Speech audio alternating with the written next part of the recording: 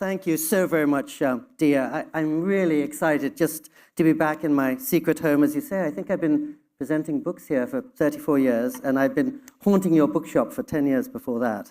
And as Sri, thank you so much for those generous words. Sri was saying, I can't believe so many people would show up on this chilly winter night and pass up all the other seductions of New York to join us. So thank you very much for being here. And I don't think you got fully introduced, but for anyone who hasn't read William's Richer, Wiser, Happier, please hasten to the nearest bookstore or Amazon and buy it.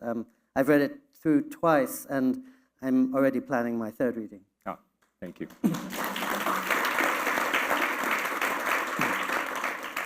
Well, welcome everyone. It's a real honor and a pleasure to be here to chat with Pico about his new book, Aflame, which, as we'll discuss, is about his more than 100 visits to this monastery in Big Sur. And it's an extraordinary book. As I've said to Pico, I've read 7 of his books in the last year or two, and this is my absolute favorite, which is very high praise. It's a really beautiful book, and it's personal, and it's profound, and it's poetic. And I started listening again today to the audiobook, which is absolutely lovely as well, narrated by Pico. Pico, as you know, is the author of about 17 books. He's annoyingly prolific if you're a slow and unprolific writer like me. He's also done 4 TED Talks that have been viewed by something like 12 million people, or at least 12 million times. But he's also one of the nicest human beings I've met. And so it's just a particular pleasure to be here with him on this auspicious occasion to celebrate the launch of this wonderful book. Our game plan is basically to talk for about, I guess, the best part of an hour, and then we'll solicit your questions as well. And then you can go buy many copies to give to people. I've already bought 25 copies of this book, which this is actually true, to give as gifts, because not only do I want to reread it myself, but I want to give it to lots of people I care about. You flew in, Pico, 2 weeks ago from Japan and arrived in Santa Barbara in the middle of the mayhem of the fires in California. Tell us about your experience of the last 2 weeks, what's happened, what you've observed, what you've experienced yourself. Yes, thank you. It was an uncanny time to arrive. Fortunately for us, the fires were mostly 2 hours to the south, remaking lives as I landed. And I drove up to my late mother's house, which is in the hills of California, replacing a house that had burnt down many years earlier. It was pitch black. There was no power, because more and more often they turn off the electricity in California to protect us from the possibility of fire. There was no phone service, which meant that I couldn't receive the reverse 911 calls on which we rely if we have to evacuate. And so really for 4 days I was living by the light of a small white lantern, going through months of letters and months of bills, and also, as often there, always on alert, because I never knew when the next roar of orange would show up above the ridge behind us and maybe take our lives apart very much. So it was a startling thing, but of course, when you give a title like Aflame to a book these days, sadly, it's much too topical in much too many places, much too often. So it's in some ways not a coincidence that suddenly fires were breaking out just as I began to think and talk about this book called Aflame. And as you can tell, if it's not fire, in many places it's hurricanes or typhoons or tsunamis or earthquakes. But just as Dia was saying eloquently in her introduction, I think all of us with new urgency are thinking about how to stay level when our world is being upended again and again so frequently, and what resources we have to draw upon to deal with mounting uncertainty and constant daily reminders of impermanence. And of course, the Buddha famously said that the whole world is a house on fire. And that's why we have to cherish this moment, not take anything for granted. None of us knows what's going to happen tomorrow. And so this is the moment we have when I can enjoy a talk with you. Who knows what good fortune or bad fortune will come our way tomorrow. Thomas Merton, the great Trappist monk who lived for 27 years in his cloister, said, everything must burn. That's the fact of life. And so, as Dia was saying, how do you keep those inner flames of, I'd say, confidence, clarity, and even hope alive when the external flames turning all our certainties to ash again and again. And we'll unpack a lot of these topics more as we go along, but you had mentioned to me a while back that you had originally thought of having the cover be an image of the Buddha sitting in flames, yes, right? yes. Sitting in a circle of fire instead of this very elegant cover.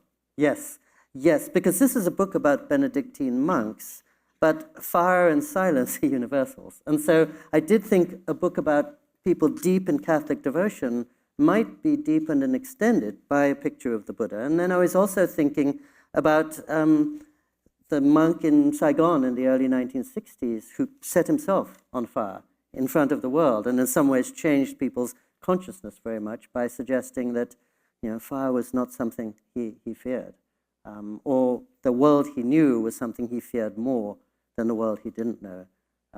So, yes, I had considered a Buddhist image because I think the Buddhists live so close to impermanence, and really Buddhist teaching is about how to make your peace with the fact that we're always living on shaky ground.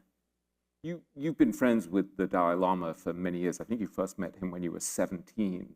What have you figured out from studying him about how to deal with the fact that the world is impermanent, that everything can go up in flames in an instant? Thank you. It's such a beautiful question. Two things quickly come to mind. If I were to describe His Holiness in one word, it would be realist, because he's been leader of his people since the age of 4, so for 85 years. So he's never been able to deal in wishy-washy notions or romantic hopes. He has to be grounded in the moment, as the Buddha would suggest. But the other thing that quickly comes to mind is, I remember soon after that terrible tsunami swept 18,500 people in Japan to their deaths almost overnight in 2011, the Dalai Lama said he felt he had a moral and spiritual obligation to make a pilgrimage there. So my wife and I accompanied him up, and we went to this fishing village called Ishinomaki, where it was nothing but rubble. It looked like parts of Los Angeles right now. There's one little temple that still stood, but otherwise nothing. And when we arrived, hundreds of people were standing in the street, grateful and excited that this eminence had come to pay a visit to them. And as soon as he got out of the car, the Dalai Lama went right over to them, and he held them, and he blessed them, and he offered what succor and solace he could, and he gave very practical advice. Look to the future, which you can change, not to the past. Think of the people you've lost, and think of what they wanted to do, and be worthy of the people you have lost. That's the best response to loss, to extend the project of the people who no longer can do so. Remake your community just as your country did so heroically and impressively in the rubble of World War II. So he gave just the kind of inspiring advice you would hope. But when he turned around, because we were standing next to him, we could see there was a tear in his eye. And I was so touched that even as he had the wisdom to offer consolation to the people, he had the humanity to feel their grief. And when he went into the little temple and he began to offer a short discourse, he said, well, of course, I don't know exactly what you're going through. But I remember that day when I was 23 years old. I just completed my doctoral exams before 20,000 monks in Lhasa. And suddenly I was told, you have to leave your home today. And if you don't, you and your whole country will be gone forever.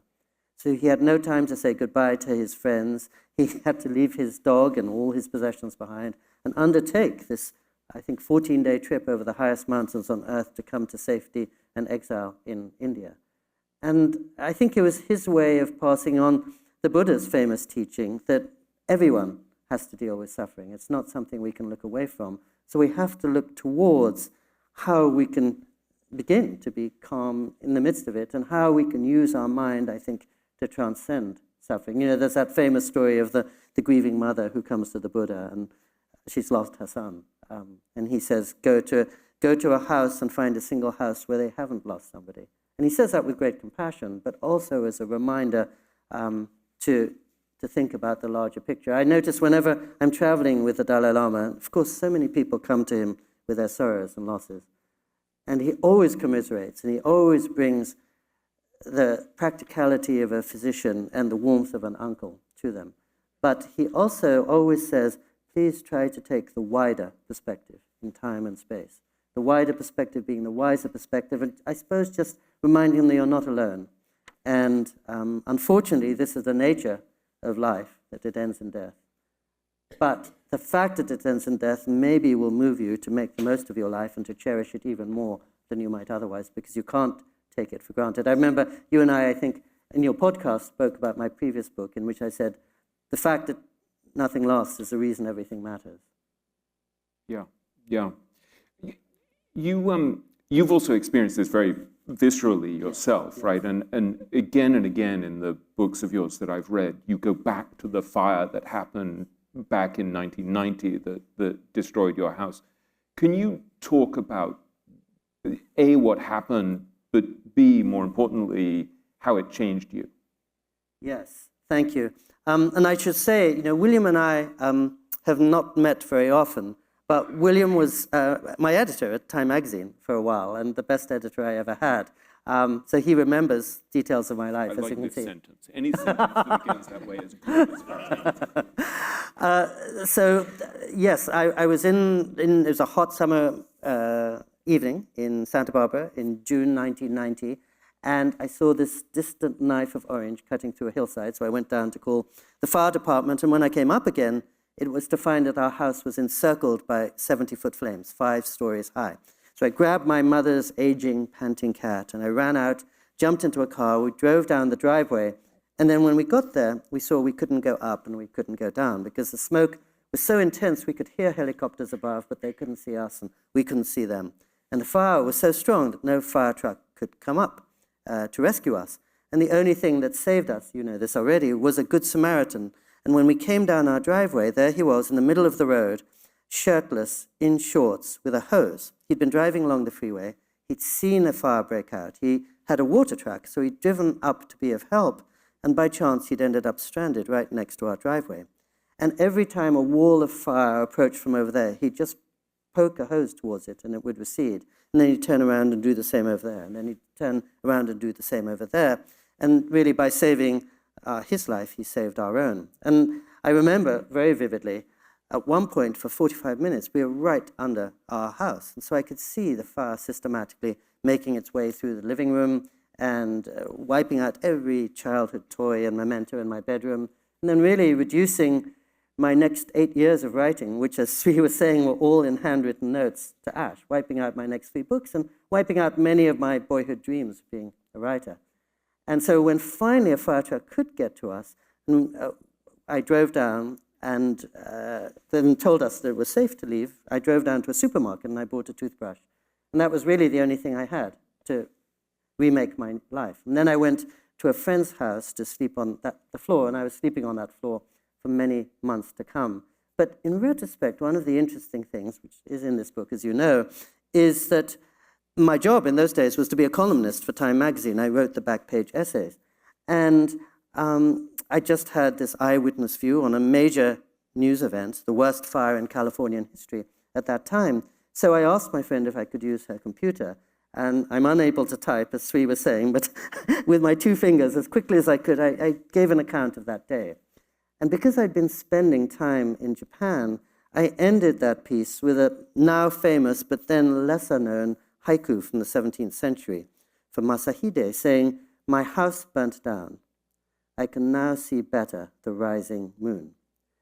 And so later, looking back, I thought somehow something wiser than I am, something I don't think is inside me, intuited on the night of the fire itself that not everything was lost, and that in time to come I would see was opening doors as well as closing it. And most of all, and I felt this a lot in the pandemic, that was sharpening a sense of priority and reminding me what really mattered. And what really mattered the night of the fire when I lost all my material things was my mother away in Florida was still alive, my wife-to-be in Japan was still alive, the songs I always playing in my head were still there. In some sense, I still had most of my precious resources. We met in Vancouver at the TED conference a year or 2 ago, and you led a remarkable small group where a bunch of us were in a room, and you asked 2 or 3 very important questions, which I wanted to repeat. The 2 that really stayed with me were, you said, if you had 10 minutes to evacuate your home, what would you try to save? And then you said, and if you lost everything, what would you try to replace? And it was fascinating to me. I mean, there were some people who were hugely practical and would be like, yeah, I would get my passport. I, of course, immediately forgot anything practical and was like, well, I have a rock that fell from a cave in the north of Israel and landed on my mother's head, and I would take that and my kid, and my kids' art and stuff like that. What did you discover about what actually really mattered to you when you lost everything? Well, certainly, as I say, that I hadn't lost as much as I thought. It was much easier for me because I was 33 then. My mother was 59, and it was very hard for her to imagine starting anew. But I realized I didn't need to replace most of the books and clothes and furniture I'd lost, and that even losing the notes could liberate me in a certain way to write from something deeper than my notes. But now you do keep your notes in a bank vault, right? I do. Yes, I do. I still write them by hand, but I keep them there. That's my backup. That's my iCloud, I suppose.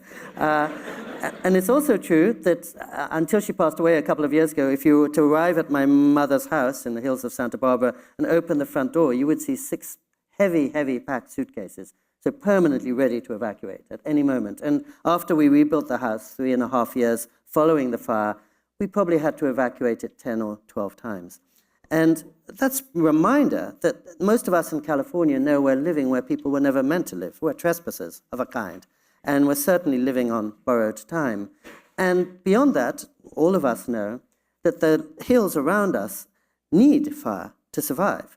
The meadows, the pine trees, the manzanita can't survive without fire, which is part of the natural cycle. It's sort of nature's Easter. It's part of the process of rebirth, regeneration, replenishing. It clears out the overgrowth. It opens space for animals. We can't live without fire. So the question is, how can we live with fire? And some part of that is living with the precautions that you mentioned that I'm describing. And part of it is living with, I suppose, a sense of realism and using the fire to sharpen our sense of, and sharpen our closeness to the question that you just cited, which is, before that, I probably hadn't asked myself, what's the most important thing in life? And after, I was much more inclined to. And when I describe my many trips on retreat to this Benedictine hermitage, about 3.5 hours north of Santa Barbara in Big Sur, California, if you were to ask me, why do I go there? I'd say, to remember what I love. But another way to say it would be to recollect what's important, to get a sharp sense of priorities. Because I find, even though I don't have a cell phone, that when I'm going from the bank to the supermarket to the grocery store, I'm just remembering the email I got 6 minutes ago, the person I have to meet 9 minutes from now, the latest news break that's come from CNN. My head is full of clutter, and I can't sift the trivial from the essential. I have 1,000 things in my head and 1,000 things on my desk, and were a fire to approach, I wouldn't be able to put my hand on what is important.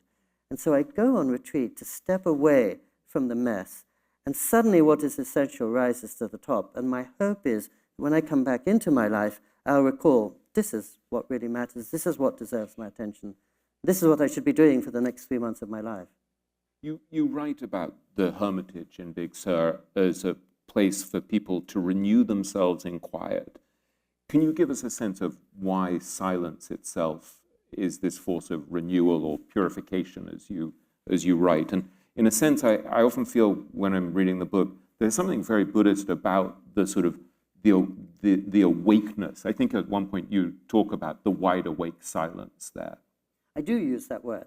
And yes, exactly so. And maybe I'll preface the answer by saying that these Benedictines belong, as you know, to the Camaldolese order, which is the most contemplative congregation within the Catholic Church. And they have been designated by the Vatican to really open themselves up to every tradition. So the recent prior will go and teach at the Zen Center across the hills. And when I went and had dinner in his cell, there was a picture of Jesus in the lotus position. And they maintain a Catholic Hindu ashram in India, where the priest wears a dhoti and sleeps on the floor and eats with his hands. And the motto for that ashram is we are here to awaken from the illusion of separateness. And if I again were asked the question you just asked me, William, I go there to wake up, because I'm usually sleepwalking through my life, and to wake up to the illusion of separateness. And so these deep Catholic contemplatives, just like the Buddhists, as you say, live in the world beyond divisions, which is where silence lives, because I feel that it's our words and our ideologies that cut us up into two. And there's something on the far side of that where we feel united. And that's why if there were a moment of grief, perhaps all of us in a church or in a field would gather for a moment of silence, and we could feel that we are joined in our deeper self, in a self beyond our words, really. And once we start speaking, we'll often be at odds. But when we share a silence, I think we're taken to our deepest self. The other important thing, to speak to your question, is most of you, I'm sure, have visited monasteries or convents, and you know that the silence isn't just an absence of noise. It's not just about a quiet place akin to a forest or a monastery. It's a positive, almost thrumming presence created, I think, by decades of prayer or meditation. So you're actually stepping into something alive and wide awake, not just freedom from the distraction of the clatter of the world. And so that silence is very powerfully liberating. And I know I've said to you on your podcast that when I go there, suddenly the great liberation is not just from the chatter in the world, but from the chatter in my mind. And suddenly I'm freed of Pico and all his little concerns and hopes and designs, and released to something much larger, and aware that I'm a drop in a much bigger ocean. Even though I don't have a spiritual or religious practice, I'm freed from myself, and that's a great thing. So I stress silence here because, just as Dia was saying, it's available to all of us. It's not particular to any tradition. And my Benedictine friends are so wise and open-hearted that I'm not a Christian, and I think many of the people who go there are Buddhists or Sufis or nothing at all, and there are no rules. They make this beautiful radiant space above the ocean available to everybody, but they know that whoever you are and whatever you're doing, in the silence, you will find something lost in yourself and maybe something lost in the world that is a form of recollection that you knew existed and you have some longing for, but in the cacophony of the world, you forget about. You know, T.S. Eliot wrote about where is the life we have lost in living. And I think many of us have this sense as we're going through our daily lives, which is where we have to conduct our entire lives. It's not the whole of the story. It's not the end of the story. It's not all of the picture. There's something else beyond that, which is really what sustains us. And people give different names to it. But regardless of the names or explanations, there is something beyond what we see in our daily lives. And that's, I think, why people meditate or travel into silence, in order to recover that and to be reminded of it. And I think I may have said to you also that one day after I come back from this blessed retreat, I'm cursing the driver in the next lane, and I'm fretting about my tax return. I'm worried, why did that editor, who's not called William, demand a rewrite of that piece for the 18th time? So I'm back in my normal silliness.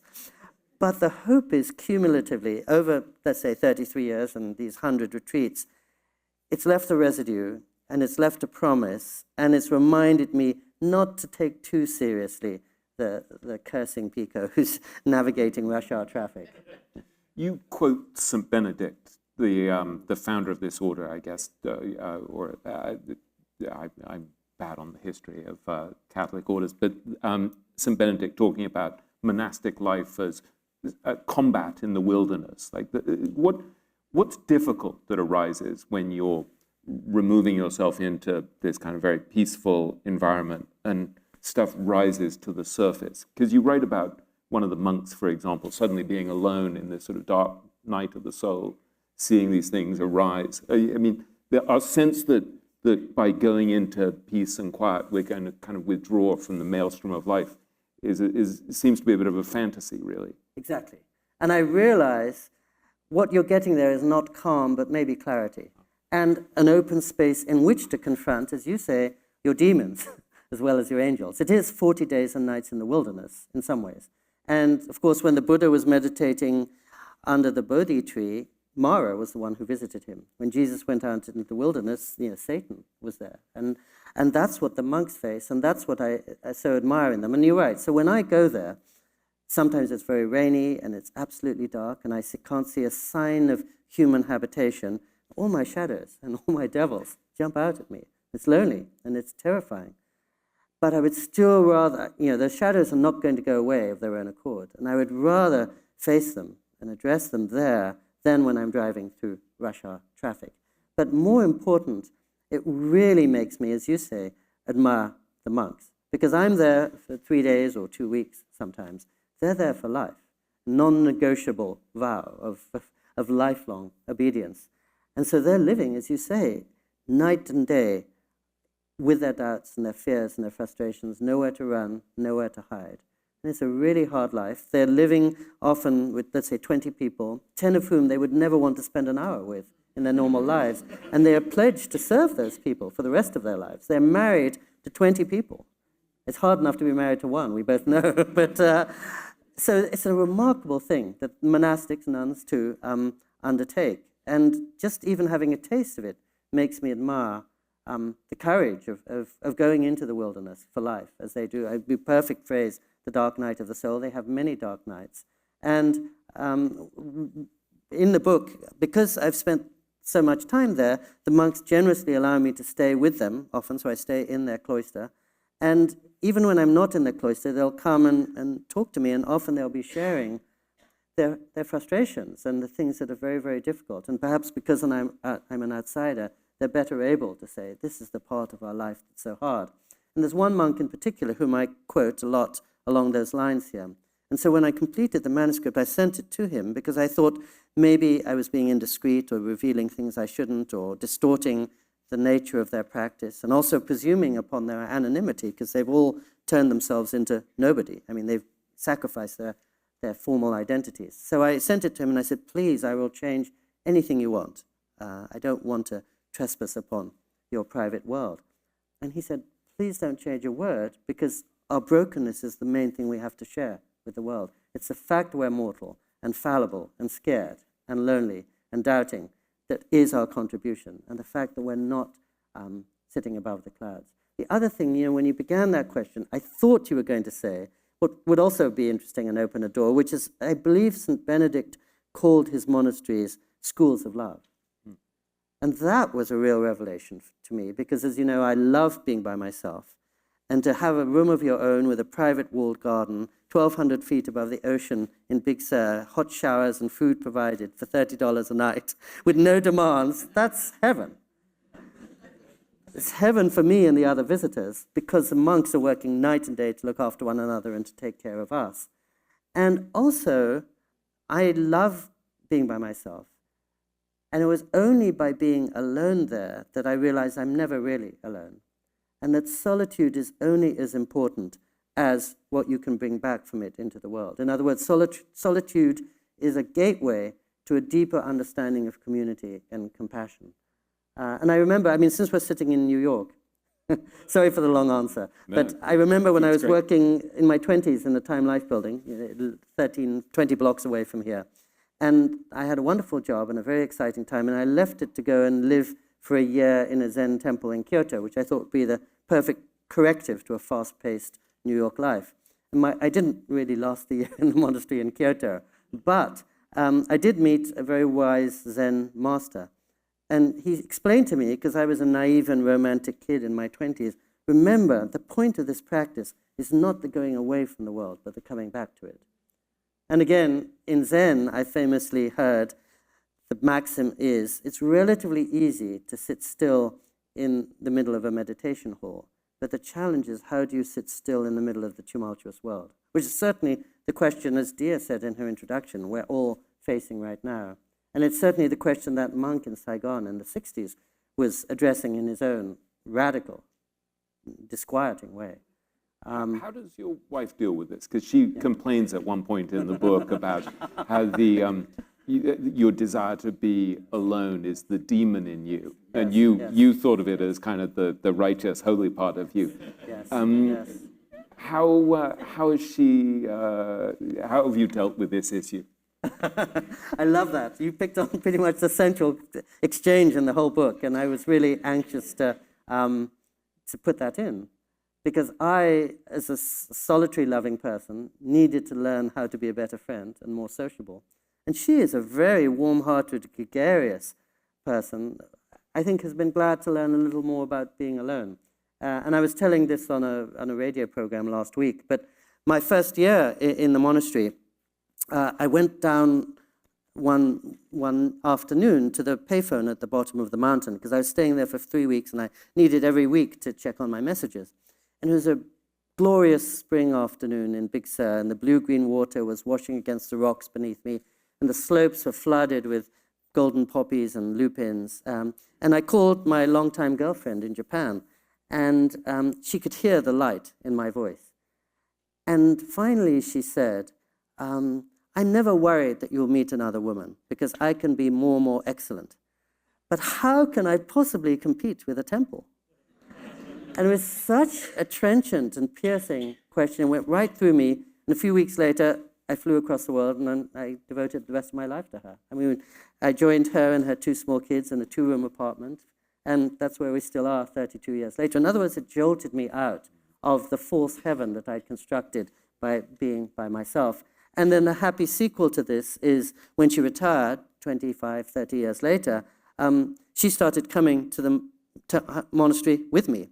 And what she had seen as a rival, she now sees as a friend and a solace. She stays in a beautiful plush cottage. I stay in an austere cell, but we share our monks and we share our monks. I guess we share our monks in a fashion, but we share our meals and our walks together. And because she's Japanese, she's throwing her arms around the world, essentially. So the first time I took her to a service there, she went, took communion. So I sheepishly followed. And then at the end of the service, one monk after another came up to her, and they were so excited to see her, much more excited to see her than to see me. And they said, we didn't think you existed. We've known Pico for these 30 years, and we just thought you were, fabric of his imagination. We're so happy. And they really welcomed her warmly. And we walked out of the chapel, and she turned to me and she said, Pico, I've known you these 30 years, and I always thought you were an only child. Now I see you have all these brothers. And when she said that, she didn't know that we refer to monks as brothers. She just saw they were my homies, they were my kin. I'd grown old with these guys, and that they were the best companions I could ever have. And it's very touching to see her instantly intuit that, and to see them take her into their community so quickly. And again, one thing I should stress about this unusual community is that they have women living there, helping the monks. They live outside the cloister and are not really allowed, especially after dark, to go inside the cloister. But they help look after the retreatants. They keep the accounts. They help organize the bookstore. And for 38 years, there was a woman who finally was 96 years old, living right next to the monks and creating her own counter chapel in the valley next to them. But they had promised to support her until her dying breath, and they did so. And she's an important person in this book, because in some ways the monks are so busy all the time. She was a great contemplative, and she came to a wisdom, especially about death, that not all of them probably had the time to do so. And I think one of the things I'm trying to stress in this book is that what we see in the Dalai Lama and what we see in the monastics and nuns of every tradition is also available to all of us, because this 96-year-old woman, Therese, never took on robes. She was just a regular artist living next to the monks. But she rose, I felt, to a wisdom and a kindness that any monk would be thrilled to embrace. You've set up quite a monastic life for yourself in Japan. And I'm curious how you've structured your life so that you've actually brought this kind of silence and this lack of clutter and this lack of complication into your life. And by extension, what we can learn from you about how to bring this uncluttered, peaceful, simple life into our own lives, even if we're not going to end up going to a Benedictine monastery 100 times. Yes. I mean, I honestly think nobody has anything to learn from me, and each person finds his or her own solution to this. And I think everybody here, certainly you included, have found their own ways to open up space in their days and in their head. But I've actually learned a lot from our discussions of the way you've structured your life, because it's it's almost maniacally simple, and it feels like you're optimizing for something that's very countercultural. Most people in the world are thinking, let me get more, let me get a bigger house, let me get, and can you explain the place you live in, how simple it is, how untechnologically advanced you are? Because you're at an extreme end of this spectrum. Hence, Sri mentioning I've never used a cell phone. Yeah. Well, thank you. That's a very generous comment. If you read all the literature from every tradition, whether it's Marcus Aurelius or Henry James or Thoreau, they all say luxury is not defined by how much you have, but by how much you don't need.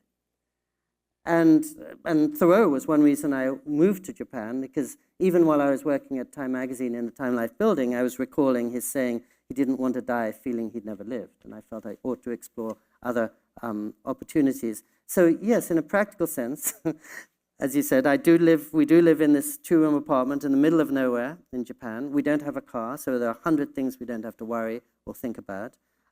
I don't have a cell phone, and it's not something I recommend to anybody. I'm lucky I don't have small kids, I don't have aging parents, and I don't have a regular job. So anyone who has any of those needs a cell phone. But I feel I have too much data and distraction in my life already, and not enough time and space to make sense of all the data and distraction that comes in. And I also don't want my attention to be cut up into little pieces and into snippets and fragments. And I don't want, as I'm talking to William, to feel a vibration in my pocket or to realize that now I can access the true definition of Benedict's notion about schools of love. I want to give him all my attention for a very selfish reason, which is my definition of happiness is absorption. I find that most of us most happy when we lose ourselves, when we forget the time, when we're in love, when we listen to a concert, when we're deep in a project, and we lose all, it doesn't matter who or where we are. This is the center of our attention. In some ways, we have evacuated ourselves. And I'm least happy when I'm most scattered and when I'm multitasking and trying to do 11 things at once. So I do try to keep that to a relative minimum. Now, recently, 2 cousins of mine from India were visiting us in Japan. And of course, in my ancestral home of India and so many parts of the world, technology and the cell phone has been an incredible liberation. It's allowed suddenly people to do 1,000 things they could never do before. So there's no question that it's been a blessing for the world. Because I live in Japan and occasionally California, I live in quite advanced, comfortable places where I don't feel it's so important as it would be if I were living in rural Ethiopia, perhaps. So as I say, it's a selfish way to try and make each day last 1,000 hours. And one of the great beauties when I'm on retreat, because there are no rules, is it's the only place in life where I allow myself not to write. I mean, you used perfectly the word maniacal, because otherwise, every day I wake up, I have my breakfast, and I just sit at my desk for 5 hours. Pretty much, ideally, every day of the year. And there is the one place where I do enjoy a holiday, a holy day, in the sense I wake up and I let the moment and intuition decide. Shall I take a walk and see the sun rising over the hill? Shall I pick a book at random out of my suitcase? Shall I just sit and do what's hardest of all, which is nothing at all? Just sit in my garden and watch the light on the water. And these are indulgences I seldom allow myself in my regular life. But as you say, I've tried to learn from them to import into my life in Japan. And so the fewer things I have, the fewer things I can be distracted by, and the more I can try to give attention. I think many years ago, I might have told you how some of you will know in Japan there's a famous dry rock garden in a temple in northeast Kyoto called Ryoanji with 15 rocks, and from no place can you see all 15. So it's been a fascinating enigma for people through centuries. But if you visit that temple, walk around to the next little piece of it, and you'll find a water basin. And there's one character written on each of the 4 sides of the stone basin with a hole in the middle. And when you put all those 5 characters together, it says, "What I have is all I need." And I think at some level, that's what we're all longing for, an end to our restlessness. And, the Buddha would have said an end to our craving or our desire. But contentment is, by definition, the place where there's nothing that you really crave that you don't have.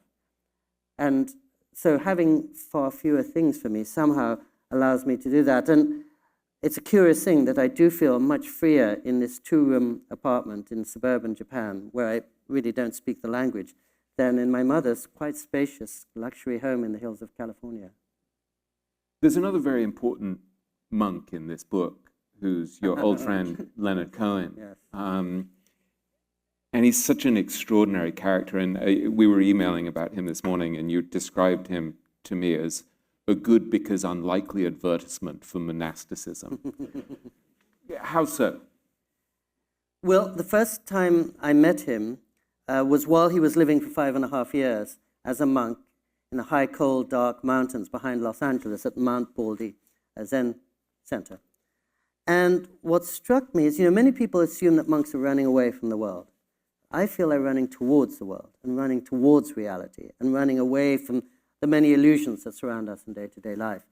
But to see this man who'd been a celebrity for 30 years already, and at 61 was giving himself to this back-breaking regimen of shoveling snow and scrubbing floors and driving his aged teacher to the doctor, and giving up everything that is associated with Leonard Cohen, was really humbling.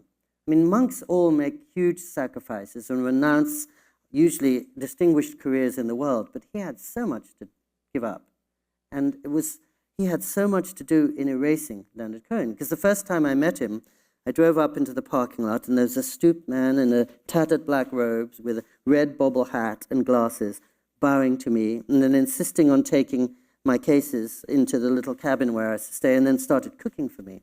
An anonymous grunt, to the point where I didn't realize for many minutes this was my boyhood hero, Leonard Cohen. He'd completely erased the Cohen that we associate and that many of us had known already for 30 years before. And that was a remarkable thing to witness, because I knew he'd tasted all the pleasures of the world. He could be doing anything he wanted, with anyone he wanted, anywhere he wanted. And he told me, this is the real profound and delicious and voluptuous adventure of life. This is the real excitement. And so I was in my 30s then, and to hear wise and seasoned 61-year-old Leonard Cohen say that made a great impression. And most of you know that while he was up on the mountain, somebody he trusted took away all his money. So he came back and found he was more or less bankrupt and had to go on the road. And from the age of 73 to 79 or 80, gave 380 concerts around the world and became more cherished and more beloved than ever before, as in some kind of Zen parable. But I think the reason people responded so powerfully to his concerts was they weren't seeing a performer. You will understand this. They were seeing a monk. He wasn't trying to sell them on himself or sell his records. He would kneel before his fellow musicians. He would bow before the music, in some sense. And it was as if he turned the great concert halls of the world into a meditation hall. And when I saw him early on in that tour, twice in Toronto, I realized that he was bringing to the stage a passion and a depth and an intimacy that came straight from his monastic life, not from... It was a very different Leonard Cohen performing than the one we'd seen in the early 90s or the mid-1980s.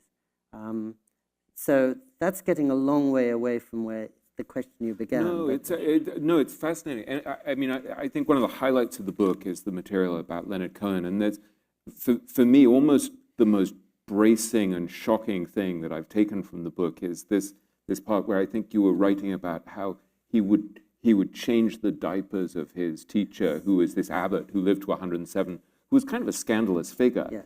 And, if his teacher soiled himself, he'd take care of him.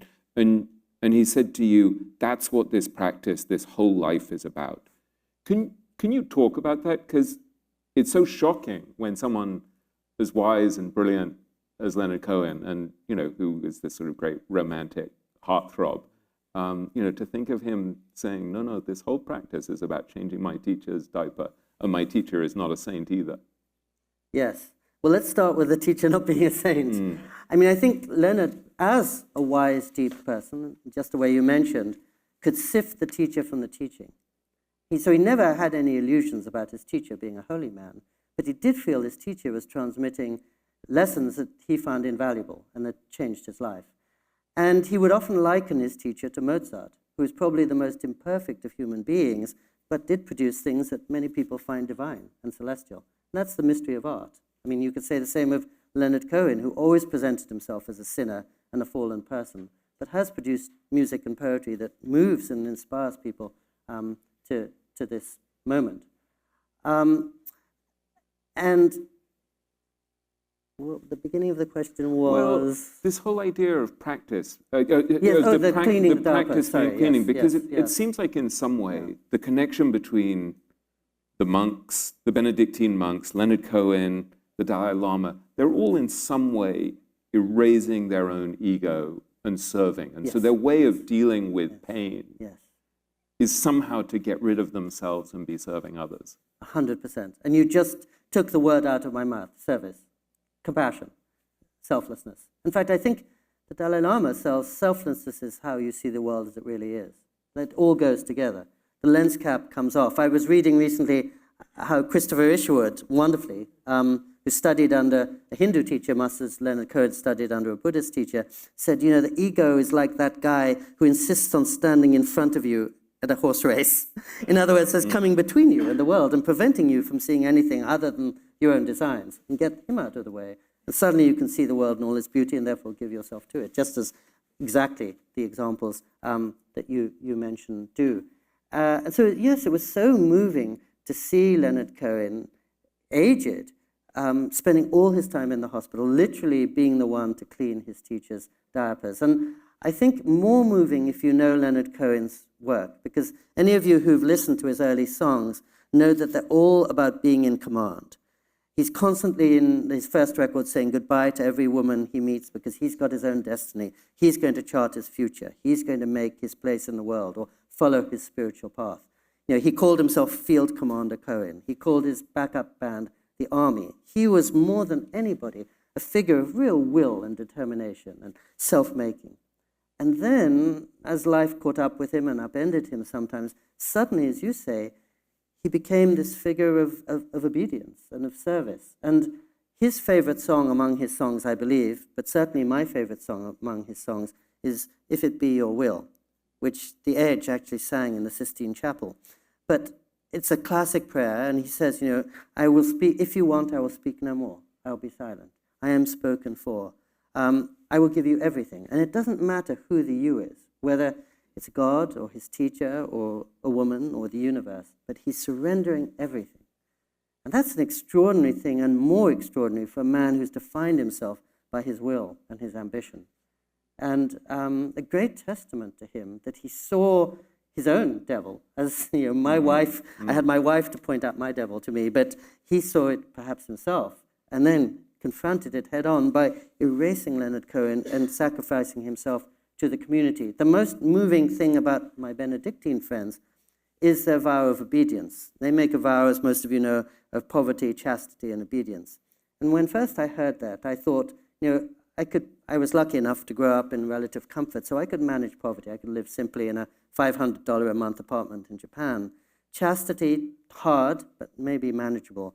Obedience, no way. There's no way I could surrender myself to listen to anybody else or even much to listen to the universe. But they've all made the vow, and their vow of obedience is not just obedience to their God or to their prior, but to every one of their brothers, many of whom, as I say, are very difficult or annoying to them.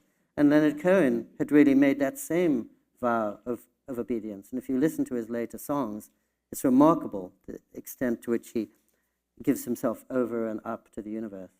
It's funny, just as a friend of yours, I keep saying that you have this kind of this deep admiration for monks who can devote themselves in this way. I remember you talking to me about this amazing photo that Jim Nachtwey, the great war photographer, took of the Dalai Lama, where he was prostrating himself. And you always describe yourself as a non-joiner and a non-believer, and yet there's this sort of almost like this yearning to have the faith that they have. Can you talk about that kind of ambivalence in a way in your own spiritual life? Thank you, William. I mean, that's the deepest question anyone's going to ask me this month, and therefore one to which I can't give a good answer, except that's probably why I wrote a book about the Dalai Lama, why I've written a lot about Leonard, and why I wrote this book about the Benedictine monks, because they exemplify a conviction and a surrender that I hugely admire, probably because I don't have the capacity to do it myself. I can live fairly simply, and I can do without some of the things I once thought essential. But that absolute surrender, I wouldn't be able to give up my life to changing even a grandchild's diapers, let alone a spiritual teacher's diapers. So it's a testament of admiration. I think we most bow before those qualities we know we will never be able to access in ourselves. It's funny though. I mean, you always, you protest too much, right? There's this part of you that always claims you're a non-joiner, a non-believer, and then this is one reason why I love this book so much, is that there's something very naked about the fact that, or transparent about how much you clearly are drawn towards something transcendent in music, something transcendent in nature, a sense that there's something beyond us that we can't explain. Yes, because I think that's a universal longing. All of us feel that, and all of us experience it at times, and all of us want to get back to that lost paradise in some ways. One of the things that I feel in this, whenever I'm on retreat, I'm writing. But what I really like is the sense that every person in her cell, the other 15 people on retreat, pretty much writing exactly the same sentence. That anonymous is the source of most wisdom. That this doesn't have to do with me, and each of us is not writing to or from our circumstances, but something is coming through us. The way, if an ocean were, a tsunami were flooding over this room, sadly, we would all be part of the same ocean. And I feel very much that. I'm less interested in belief than action. And so I don't think it matters too much what I believe or if I believe. The more important thing is, right action. Am I acting in a way that I can admire or live with?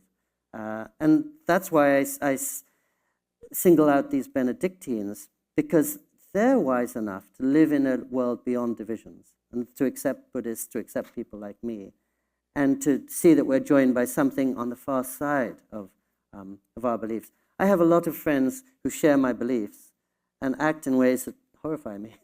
And I know other people who don't begin to share my beliefs, and all I want to do is learn from them because they act so heroically and selflessly. So in some ways, belief is something I'm not so interested to get into because I think it's almost peripheral. It belongs more to the social self than the silent self. And I think the silent self, by definition, is what's not defining itself in terms of, do I belong to this religion? Do I believe in this party? Whatever. It's somewhere else. And that's probably an elusive answer. But I believe in possibility, and you're right, I do believe in transcendence. And I believe that the life we're living from day to day isn't everything. I wanted to open this up to the audience for a quarter of an hour, and then I have one or two final questions. We can't see in this blinding light. Yeah, but, and nobody's going to be able to ask questions as good as yours. No, that's not true at all. Can you hear me?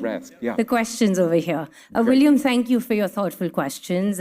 Pico, thank you for sharing your time with us. As someone who's in their mid-50s, going through their own early spiritual journey through Vipassana and just psychedelics, trying to figure it out, I'm curious to hear about your own spiritual journey, how perhaps Hinduism, Vedanta philosophy, and Buddhism have really impacted you.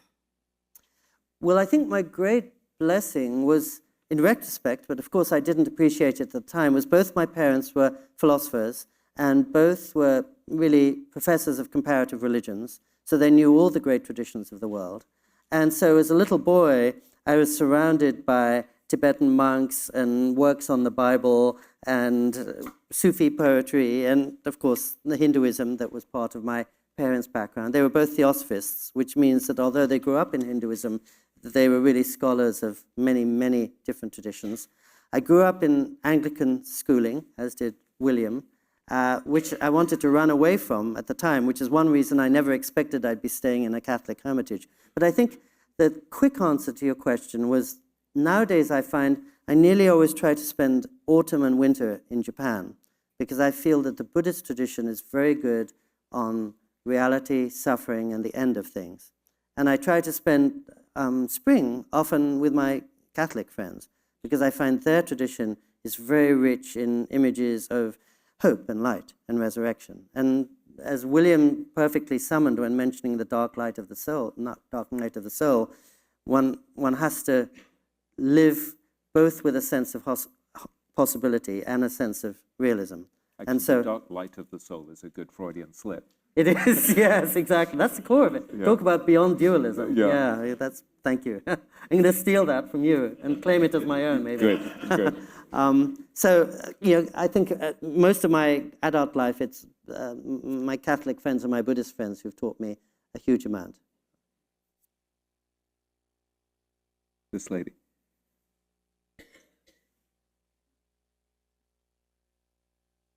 Hi there.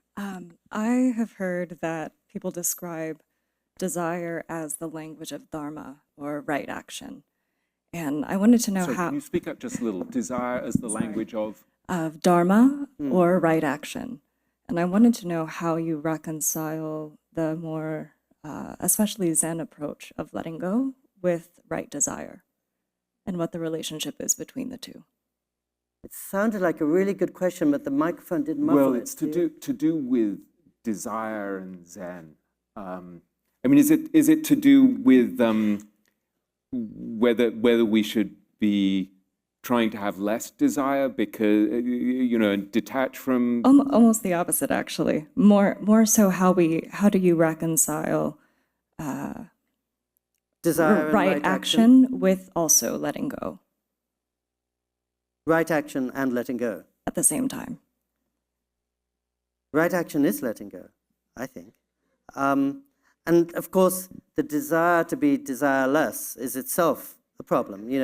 Trungpa Rinpoche famously wrote about spiritual materialism, and some of us go on retreat and I want to be purer, clearer, more evolved, and then it's as if you've never been there, or it's actually as if you're going backwards.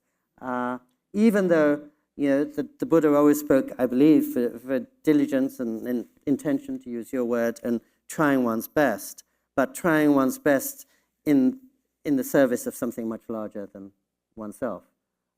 I heard a great lecture the other day from a great spiritual teacher who said the goal is not to get rid of your desire, but to transform your desire so that it becomes the desire to serve others, which I thought was really nice. Perfect.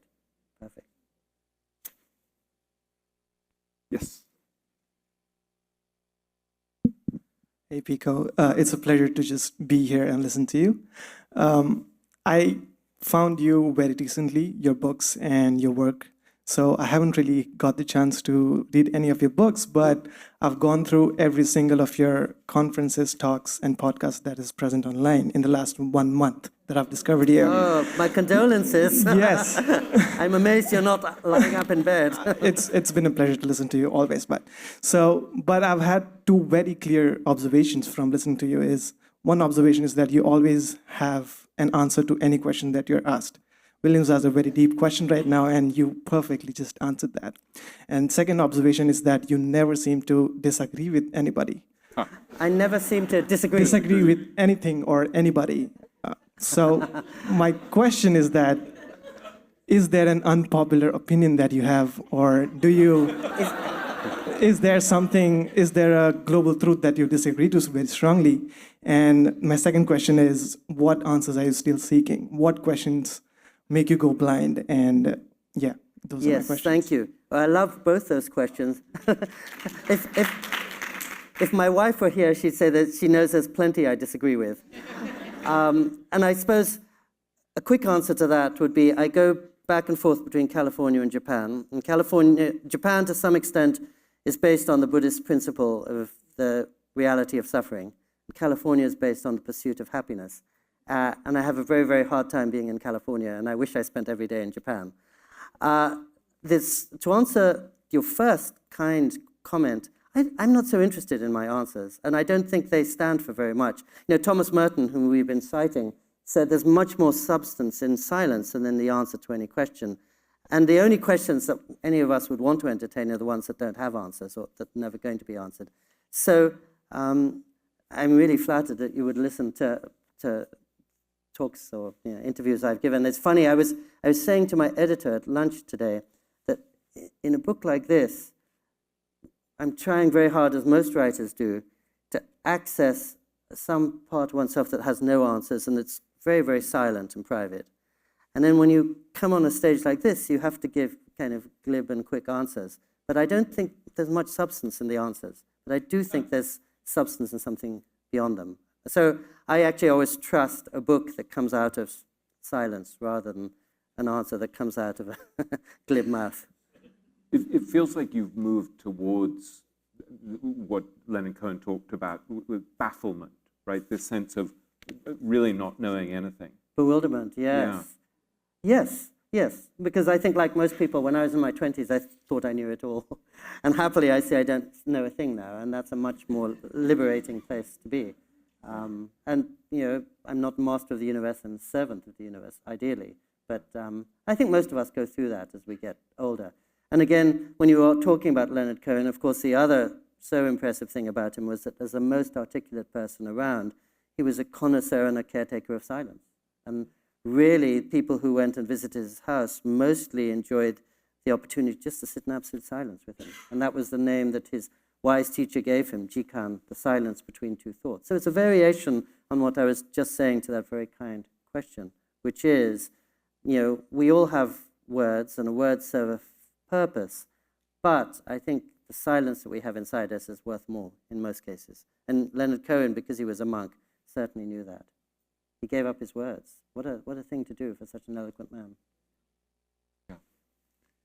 Yes.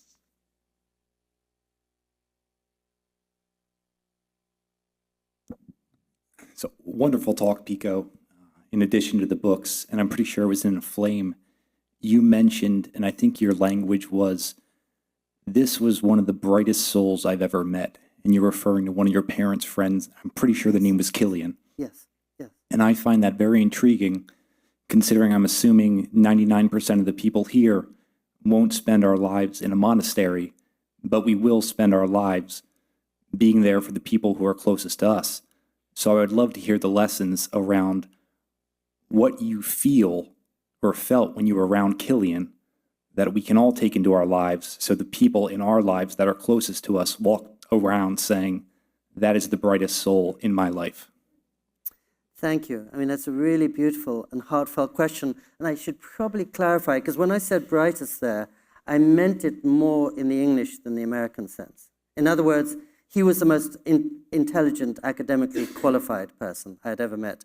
And he appears almost on page 5 of this book. Brilliant man who studied both physics and philosophy at Harvard, who didn't seem impressed by himself at all, who there was not a subject I could mention he didn't know everything about.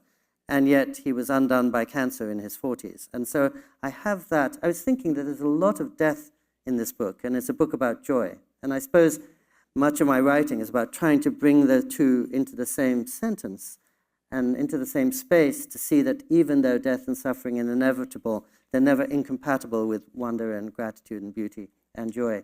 So I wanted at the beginning of this book about light and liberation to show here is a brilliant man I respected so much, and yet he was gone.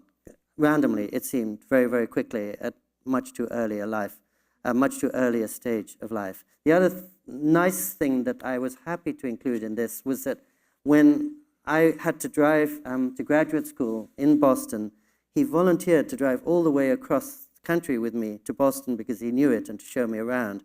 And we drove pretty much nonstop. We covered it in 60 hours. But at one point, I think in Kansas, we stopped for a night in a hotel.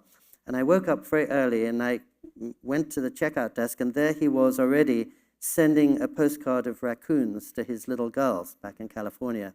And I was so touched that this man of huge intellect, perhaps as his greatest gift, was a father and a husband, and wasn't transfixed or fascinated by all his intellectual achievements, but had the open-heartedness to be busy drawing raccoons and sending a postcard of raccoons to his children.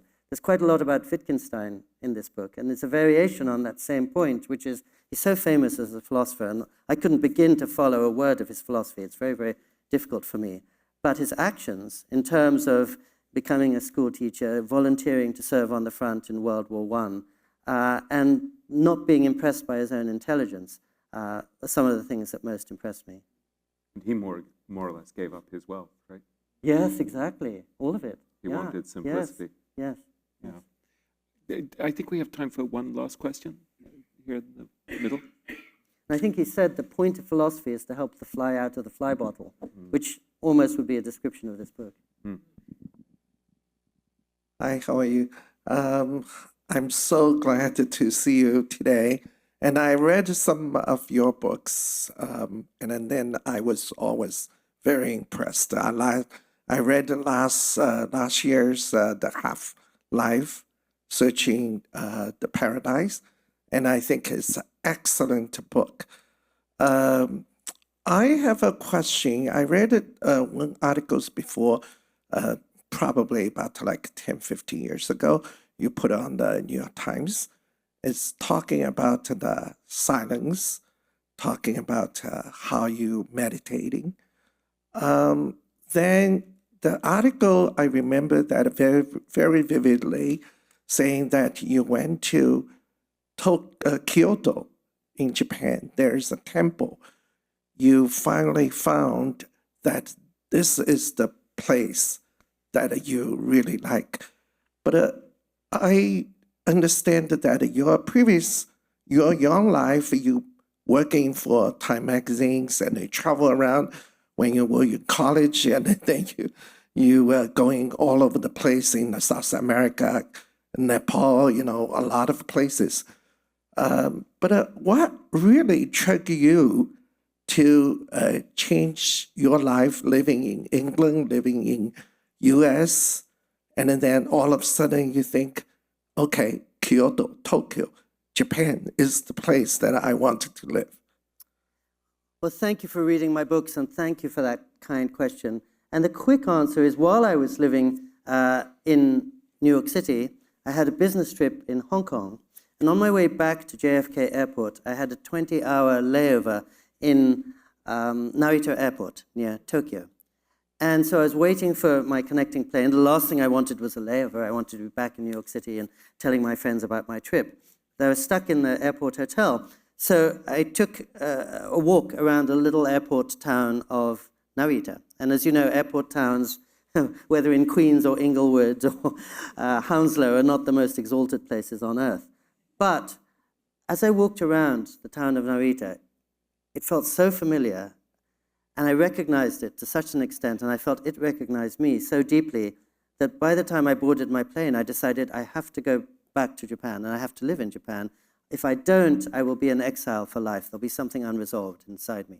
Everyone in this room has met a stranger and felt, I know this person. For no reason I can explain, but I know this person better than I know my friends and family. And probably most people in this room have been to a place that feels like their secret home. And if you're lucky enough to be able to go and spend time in that secret home, you really have to investigate it, because there's some reason you feel a connection. So there are lots of logical reasons I could give you why I chose Japan, but I wouldn't believe them, because it was really a matter of intuition and recognition. Now, when I think back on it, the fact it's a very quiet, inward-looking, contemplative society, probably it agreed with me in those ways. My mother rolled her eyes and said, you must have been Japanese in a past life, and there may be truth in that. And it's an exotic version of the England where I grew up. So it's a wonderful mix of the foreign and the familiar, which is what I think we're looking for in our partners, in our jobs, and in our locations. We want it to be foreign enough to be constantly interesting and familiar enough to be consoling, to help our heart as well as stimulate our minds. But it was just at that moment, I know this place, and if I don't pay respect to it and spend time with it, I'll always be incomplete. And the funny thing is, I mentioned earlier how I went to, I left my office down the road in order to live for a year in a Zen temple. And I only did it because I didn't understand what the Zen temple was. In other words, I was a wide-eyed romantic kid in my 20s. And I thought Zen temple in Kyoto means sitting on a platform under the full moon writing haiku.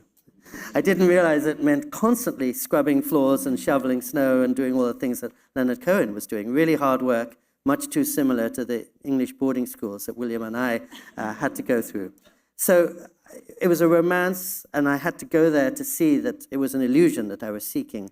But what took me to Kyoto was not an illusion. And so 35 years on, I've never regretted following that instinct to Kyoto. And now, as William was saying with some of his questions, actually I'm leading a relatively simple life akin to the one I first dreamed of. But I was too immature to realize it when I went there initially, and it took time for me gradually to understand exactly what I was after. But I often think in retrospect, I sought out that temple in Kyoto as a romantic, and I never sought out a Benedictine hermitage until my house burnt down, and I sort of went backwards into it. And that turned out to be the place that played an equally significant part in my life. And I think I'm very glad that I had no expectations of a Benedictine hermitage. In fact, wanted to go there in spite of its being a Benedictine hermitage. And the fact that I had no romantic illusions to cut through meant, I think, that I could instantly get more from it than initially I got from the Zen temple. I wanted to just ask you one very last question, which is about your next book, which I know is about your mother and the final years of her life. She was a very remarkable woman who I think was the first Asian woman to get a first-class degree at Oxford. Very brilliant, great professor, comparative literature professor. But you've talked about various people being fallen. You've described her in the past as being unfallen. Yeah, thank you. Is there a lesson that you can share from her about how to live a rich and fulfilled life? Because she was obviously an extraordinary influence on you, and obviously a very, very kind person. And she went through a lot, right, with losing everything she had in the fire when she was 59, going through marriage, not the easiest marriage, but a long marriage. What can we learn from her that's valuable that we can take with us today? Oh, William, that's the most wonderful question. Thank you. I mean, instantly, three things come to mind, not all of which I can acquire. The first is she was very adventurous, had great curiosity about the world, and I think I inherited that. And so after she was widowed, when she was 64, because I was her only child, we started taking trips together. And I asked her, where do you want to go? And she said, let's go to Syria, Jordan, Easter Island, Cambodia, places I hadn't been before. And so it was wonderful to accompany her on those trips. And suddenly, when we're walking around Palmyra in Syria, we're no longer in the sitcom that we always play at home, whereby I'm still a 6-year-old kid trying to rebel against my parent. We're fellow adventurers sharing an exciting experience. So I'm grateful for that adventurousness. I'm humbled by her kindness. I've noticed that as he grows older, more and more often, the Dalai Lama says his great teacher was his mother. And his mother couldn't read, she couldn't write, but he felt and feels that she taught him the most important thing, which is what you've been saying: compassion, selflessness, reflexive care. You know, a mother sees a child going out into the street and races out to grab that child, even if it's not her own, which is a heroism that most of us stunned by, and can't fail to be moved by. And I remember my mother, even in her 80s, would spend 4 hours driving around town before I came home to find my favorite chocolate. So it's a small thing, but it's a sign of an emblem of that really selfless devotion that I think a lot of mothers have. And I think my book will be a lot about motherhood for that reason. And then her third quality, and you picked it up perfectly and said it better than I could, was a certain innocence. And I'm not sure I could have that innocence, but it's a quality I hugely admire. And in some ways, I suppose my book turns around this classic exchange at the end of The Tempest, which many of you will remember, when young Miranda, roughly 14 years old, sees this group of ruffians and drunkards and schemers and says, "Oh, brave new world that has such people in it." And Prospero says, "'Tis new to thee." So it's the dialogue between innocence and experience, or autumn and spring. All of us want to have that beautiful open-heartedness that Miranda exemplifies. We also need the discernment and wisdom that Prospero brings to us. And when I traveled with my mother, I often found that she was tremendously trusting, and I was the rather skeptical one. To speak to the question about whether I disagree with things, I was often the one asking questions, and she was the one happy to follow the guy who said, "Let me take you to my uncle's shop where I'll sell you a ruby." And I was one saying, "Do you really want to do that?" Even as I thought, well, what a beautiful quality that innocence is. And so somehow to come up with a mix of innocence and experience is, I suppose, what all my books are about. But that quality she had of being unfallen even in her 80s, was something that still moves me a lot. Oh, that's lovely. Well, hopefully we'll all be back here to discuss that book in a year or two. Thank you so much, everyone.